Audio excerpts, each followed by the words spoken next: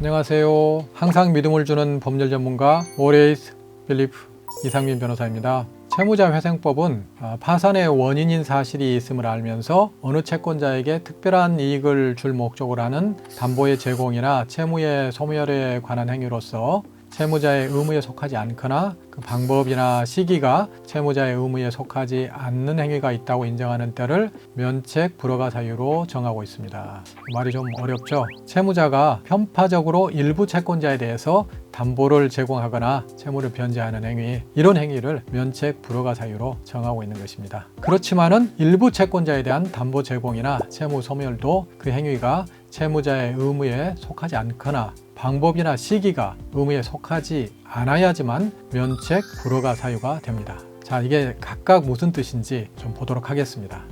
채무자의 의무에 속하지 않는다. 이것은 예를 들어서 소멸시효가 완성되었으므로 갚을 의무가 없는 채무를 갚는 경우입니다. 소멸시효가 완성되었으니까 안 갚아도 되는데 갚는다. 채무자의 의무에 속하지 않는 것을 하는 거죠. 또 방법이 의무에 속하지 않는 것이라는 것은 예를 들어서 특이하게 없는데 대물 변제를 하는 그런 경우 생각해 볼 수가 있습니다.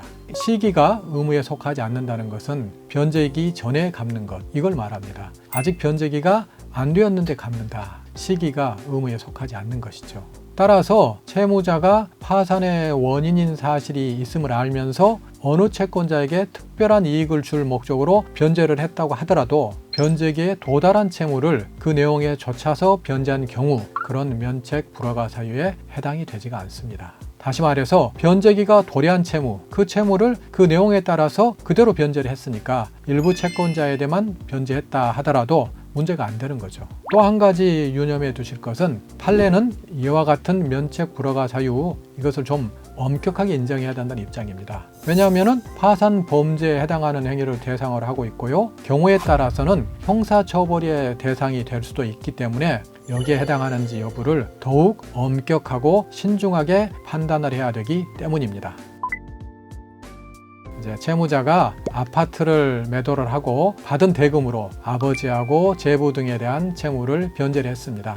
2심 법원은 채무를 변제한 이 행위가 앞에서 말한 면책 불허가 사유에 해당한다, 이렇게 판단을 했습니다. 그 이유를 다음과 같이 들었습니다. 우선 각 채무에 확정된 기한이 있다거나 채무자가 각 채무에 대한 이행 청구를 받는 등 변제기에 도달하였다는 점을 인정할 자료가 없다는 점을 들었습니다. 아직 변제기가 안 되었는데 갚았다는 거죠. 그리고 채무자와 채권자들의 신분 관계, 아버지하고 제부가 채권자였습니다. 그리고 아파트에 매도하고 파산 및 면책 신청 사이의 짧은 시간 간격, 이런 것에 비추어 보면은 각 채무가 변제기에 도달하고 채무자가 그 채무의 내용에 조차 변제하였다고 보기는 어렵다. 이런 이유를 들어서 2심 법원은 바로 면책 불허가 사유에 해당된다, 이렇게 봤거든요. 그런데 대법원은 2심하고 달리 봤습니다. 채무의 변제기가 도래했다고 볼 여지도 있다, 이렇게 판단했습니다. 대법원에서는 왜 그렇게 판시를 했는지 그 이유를 한번 볼까요? 사용증에는 대여금의 액수만 기재되어 있고 변제기는 없지만 서로 친족이니까 변제기를 정하지 않고 돈을 대여했을 가능성도 있다, 이 점을 지적을 했고요. 채무자는 아버지와 제부가 사정이 어렵다면서 돈이 필요하다는 요청을 여러 차례 해서 채무를 변제했다고 주장을 하는데, 이 점에 비춰보면은 이 채무는 기한을 정하지 않은 채무이고 채권자들의 최고와 상당한 기간의 경과로 변제기가 도래했다고 볼 수 있다, 이렇게 판단을 했습니다. 조금 설명을 드리면은 우리 민법에 따르면은 변제기를 정하지 않고 돈을 빌려준 그런 경우에도 채권자가 상당한 기간을 정해서 돈을 돌려달라고 하거나 또는 기간을 정하지 않은 채로 돈을 돌려달라고 하더라도 상당한 기간이 지나면은 변제기가 도래한 것으로 그렇게 봅니다. 대법원은 이 사건에서도 돈을 빌려준 아버지와 제부가 채무자에게 돈을 돌려달라고 했고 상당한 기간이 지나서 변제기가 도래를 했으므로 채무자는 변제기가 도래를 해서 돈을 갚았다, 이렇게 판단을 한 겁니다. 다시 정리를 해본다면 채무자가 변제기가 도달한 채무를 그 채무의 내용에 따라서 변제를 했기 때문에 면책 불허가 사유에 해당하지 않는다고 볼 수 있다, 이렇게 판단한 것입니다.